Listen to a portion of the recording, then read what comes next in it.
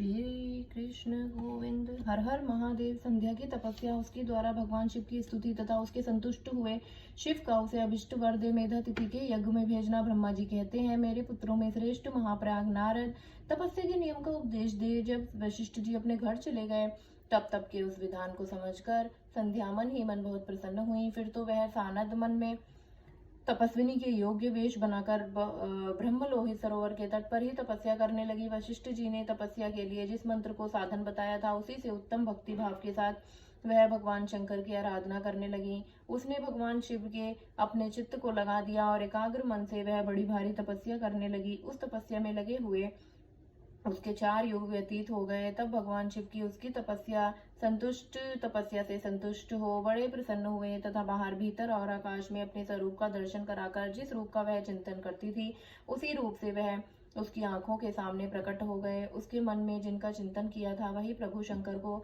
अपने सामने खड़ा देख वह अत्यंत आनंद में निमग्न हो गई। भगवान का मुखारविंद बड़ा प्रसन्न दिखाई देता था। उसके स्वरूप से शांति बरस रही थी। वह सहसा भयभीत हो सोचने लगी कि मैं भगवान हर से क्या कहूँ, किस तरह इसकी स्तुति करूं। इसी चिंता में पड़कर उसने अपने दोनों नेत्र बंद कर लिए। नेत्र बंद कर लेने पर भगवान शिव ने उसके हृदय में प्रवेश करके उसे दिव्य ज्ञान दिया, दिव्य वाणी और दिव्य दृष्टि प्रदान की। जब उसे दिव्य ज्ञान, दिव्य दृष्टि और दिव्य वाणी प्राप्त हो गई तब वह कठिनाइयों से ज्ञात होते वाले जगदीश्वर शिव को प्रत्यक्ष देखकर उनकी स्तुति करने लगी। संध्या बोली, जो निराकार और परम ज्ञान गम्य है, जो ना तो स्थूल है, ना सूक्ष्म है और ना उच्च ही है, तथा जिनके स्वरूप का योगी जन अपने हृदय के भीतर चिंतन करते हैं, उन्हीं लोक सृष्टा भगवान शिव को नमस्कार है। जिन्हें शर्व कहते हैं उसे शांत स्वरूप, निर्मल, निर्विकार और ज्ञान गम्य है, जो अपने ही प्रकाश से स्थित हो प्रकाशित होते हैं। उनमें विकार का अत्यंत अभाव है, जो आकाश मार्ग की भांति निर्गुण निराकार बताए गए हैं तथा जिनका रूप अज्ञानांधकार कर्म से सर्वथा परे है। उन पर नित्य प्रसन्न भगवान शिव को मैं प्रणाम करती हूँ, जिनका रूप एक अद्वितीय शुद्ध बिना माया के प्रकाशमान सच्चिदानंद में सहज निर्विकार नित्यानंद में सत्य ऐश्वर्य से युक्त प्रसन्न तथा लक्ष्मी को देने वाला है। उन आप भगवान शिव को नमस्कार है, जिनके स्वरूप की ज्ञान रूप से ही उद्भावना की जाती सकती है, जो इस जगत से सर्वथा भिन्न है एवं तत्व प्रधान ध्यान के योग्य आत्म स्वरूप सारभूत सबको पार लगाने वाला तथा पवित्र वस्तुओं में भी परम पवित्र है। उन पर महेश्वर को मेरा नमस्कार है। आपको जो स्वरूप शुद्ध मनोहर रत्नमय आभूषण से विभूषित तथा स्वच्छ कर्पूर के समान गौरवर्ण है, जिसने अपने हाथों में वर, अभय, शूल और मुंड धारण कर रखा है, उस दिव्य चिंत में सगुण साकार विग्रह से सुशोभित आप योग युक्त भगवान शिव को नमस्कार है। आकाश, पृथ्वी, दिशाएं, जल, तेज तथा काली जिनके रूप हैं उन पर आप परमेश्वर को नमस्कार है। प्रधान प्रकृति और पुरुष जिनके शरीर रूप से प्रकट हुए हैं, अर्थात वे दोनों जिनके शरीर हैं, इसीलिए जिनका यथार्थ रूप अव्यक्त बुद्धि आदि से परे है, उन भगवान शंकर को बारंबार नमस्कार है, जो ब्रह्मा होकर जगत की सृष्टि करते हैं, जो विष्णु होकर संसार का पालन करते हैं तथा जो रुद्र होकर अंत में इस सृष्टि का संहार करते हैं। उन्हीं आप भगवान सदाशिव को बारंबार नमस्कार है, जो कारण के भी कारण है, दिव्य अमृत रूप, ज्ञान तथा अणिमा आदि ऐश्वर्य प्रदान करने वाले हैं, समस्त लोकांतरों का वैभव देने वाले हैं, स्वयं प्रकाश रूप है तथा प्रकृति से भी परे हैं। उन परमेश्वर शिव को नमस्कार है। नमस्कार है यह जगत जिनसे भिन्न नहीं कहा जाता, जिनके चरणों में पृथ्वी तथा अन्याय अंगों से संपूर्ण दिशाएं, सूर्य, चंद्रमा, कामदेव एवं अन्य देवता प्रकट हुए हैं और जिनकी नाभि से अंतरिक्ष का आविर्भाव हुआ है, उन्हीं आप शंभु को मेरा नमस्कार है। प्रभु आप ही सबसे उत्कृष्ट परमात्मा है, आप ही नाना प्रकार की विद्याएं हैं, आप ही हर संहार करता है, आप ही सद ब्रह्म तथा परम ब्रह्म, आप ही सदा विचार से तत्पर रहते हैं, जिनका ना आदि है, ना अंत्य है और ना ही अंत है, जिनका सारा जगत उत्पन्न हुआ, जिससे सारा जगत उत्पन्न हुआ है, जो मन और वाणी के विषय नहीं है। उन महादेव जी की स्तुति मैं कैसे कर सकूंगी। ब्रह्मा आदि देवता और तपस्या के धनी मुनि भी जिनके रूपों का वर्णन नहीं कर सकते, उन्हीं परमेश्वर का वर्णन अथवा स्तवन मैं कैसे कर सकती हूँ। प्रभु आप निर्गुण हैं, मैं मूढ़ स्त्री आपके गुणों को कैसे जान सकती हूँ। आपका रूप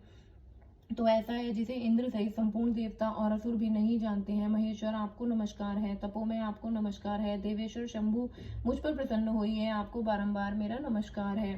ब्रह्मा जी कहते हैं, नारद संध्या का यह स्तुतिपूर्ण वचन सुनकर उसके द्वारा भली भांति प्रशंसित हुए। भक्त वत्सल परमेश्वर शंकर बहुत प्रसन्न हुए। उनका शरीर वलकल और मृग मर्चित चर्म से ढका हुआ था, मस्तक पर पवित्र जटाजूट शोभा पा रही थी। उस समय पाले के मारे हुए कमल के समान उसके कमलाए हुए मुंह को देखकर भगवान हरदयाल द्रव्यत हो गए। इससे इस प्रकार बोले। महेश्वर ने कहा, हे भद्रे, मैं तुम्हारी इस उत्तम तपस्या से बहुत ही प्रसन्न हूँ। शुद्ध बुद्धि वाली देवी, तुम्हारे इस स्तवन से भी मुझे बड़ा संतोष प्राप्त हुआ है। अतः इस समय अपनी इच्छा के अनुसार कोई वर मांगो, जिस वर से तुम्हें प्रयोजन हो सके तथा जो तुम्हारे मन में हो उसमें यह यहाँ आवश्यक पूर्ण करूंगा। तुम्हारा कल्याण हो। मैं तुम्हारे व्रत नियम से बहुत ही प्रसन्न हूँ। प्रसन्नचित्त महेश्वर का यह वचन सुनकर अत्यंत हर्ष से भरी हुई संध्या उन्हें बारंबार प्रणाम करके बोली, हे महेश्वर, यदि आप मुझे प्रसन्नता पूर्वक वर देना चाहते हैं, यदि मैं वर पाने के योग्य हूँ, यदि पाप से शुद्ध हो गई हूँ तथा देव, यदि इस समय आप मेरी तपस्या से प्रसन्न है तो मेरा मांगा हुआ यह पहला वर सफल करें। देवेश्वर, इस आकाश में पृथ्वी आदि किसी भी स्थान में जो प्राणी हैं वे सब के सब जन्म लेते हो, काम भाव से युक्त ना हो जाए। नाथ, मेरी सकाम दृष्टि कहीं न पड़े। मेरे जो पति हो वे मेरे अत्यंत सुहृद हों। पति के अतिरिक्त जो भी पुरुष मुझे सकाम भाव से देखे उसके पुरुषत्व का नाश हो जाए, वह तत्काल नपुंसक हो जाए। निष्पाप संध्या का यह वचन सुनकर प्रसन्न हुए भक्त वत्सल भगवान शंकर ने कहा, देवी संध्या सुनो। भद्रे, तुमने जो वर मांगा है वह सब तुम्हारी तपस्या से संतुष्ट होकर मैंने दे दिया। प्राणियों के जीवन में मुख्यतः 4 अवस्थाएं होती हैं। पहली शैशवावस्था, दूसरी कौमारावस्था, तीसरी यौवनावस्था और चौथी वृद्धावस्था। तीसरी अवस्था प्राप्त होने पर देहधारी जीव काम भाव से युक्त होंगे। कहीं कहीं दूसरी अवस्था के अंतिम भाग में ही प्राणी सकाम हो जाएंगे। तुम्हारी तपस्या के प्रभाव से मैंने जगत में सकाम भाव से उदय की हुई मर्यादा स्थापित कर दी है, जिससे देहधारी जीव जन्म लेते ही कामासक्त न हो जाएं। तुम भी इस लोक में वैसे दिव्य सती भाव को प्राप्त करो जैसे तीनों लोकों में दूसरी किसी स्त्री के लिए संभाव नहीं होगा। पाणी ग्रहण करने वाले पति के सिवा जो कोई भी पुरुष सकाम होकर तुम्हारी ओर देखेगा वह तत्काल नपुंसक होकर दुर्बलता को प्राप्त हो जाएगा। तुम्हारे पति महान तपस्वी तथा दिव्य स्वरूप से संपन्न एक महाभाग मनुष्य होंगे जो तुम्हारे साथ 7 कल्पों तक जीवित रहेंगे। तुमने मुझसे जो भी वर मांगे थे वे सब मैंने पूर्ण कर दिए। अब मैं तुमसे दूसरी बात कहूंगा जो पूर्व जन्म के संबंध रखती है। तुमने पहले से ही यह प्रतिज्ञा कर रखी है कि मैं अग्नि में अपने शरीर को त्याग दूंगी। उस प्रतिज्ञा को सफल करने के लिए मैं तुम्हें एक उपाय बताता हूँ, उसे निसंदेह सुनकर सुनो।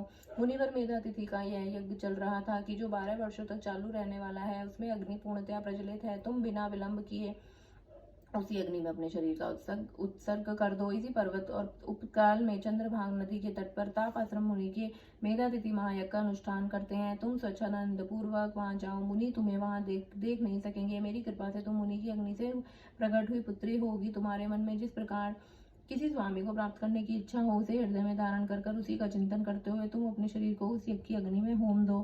संध्या, जब तुम इस पर्वत पर 4 युगों तक के लिए कठोर तपस्या कर रही थी, उन्हीं दिनों उस चतुर्योगी का सतयुग बीत जाने पर त्रेता के प्रथम भाग में प्रजापति दक्ष की बहुत सी उनकी कन्याएं हुई। उन्होंने अपनी उन सुशील कन्याओं का यथा योग्य वरों से साथ विवाह कर दिया। उनमें से 27 कन्याओं का विवाह उन्होंने चंद्रमा के साथ किया। चंद्रमा अन्य सब पत्नियों को छोड़कर केवल रोहिणी से प्रेम करने लगे। इसके कारण क्रोध से भरे हुए दक्ष ने जब चंद्रमा को शाप दे दिया तब समस्त देवता तुम्हारे पास आए, परंतु संदेह तुम्हारा मन तो मुझ में लगा हुआ था। तुमने ब्रह्मा जी के साथ आए हुए उन देवताओं पर दृष्टिपात ही नहीं किया। तब ब्रह्मा जी ने आकाश की ओर देखकर और चंद्रमा पुनः अपने स्वरूप को प्राप्त करे यह उद्देश्य मन में रखकर ये उसे शाप से छुड़ाने के लिए एक नदी की सृष्टि की जो चंद्र या चंद्रभागा नदी के नाम से विख्यात हुई है। चंद्रभागा के प्रादुर्भाव काल में ही महर्षि मेधातिथि वहां उपस्थित हुए थे। तपस्या के द्वारा उनकी समानता करने वाला ना तो कोई हुआ है, ना होगा और ना ही है। उन महर्षि महान विधि विधान के साथ दीर्घ काल चलने वाले ज्योतिष्टोम नामक यज्ञ का आरंभ किया। उनमें अग्निदेव पूर्ण रूप से प्रज्वलित हो गए और आग में तुम्हें अपने शरीर को डाल दो और परम पवित्र हो जाओ। ऐसा करने से इस समय तुम्हारी यह वह प्रतिज्ञा पूर्ण हो जाएगी। इस प्रकार संध्या को उनके हित का उपदेश देकर देवेश्वर भगवान शिव कहीं अंतर ध्यान हो गए। बोलो हर हर महादेव।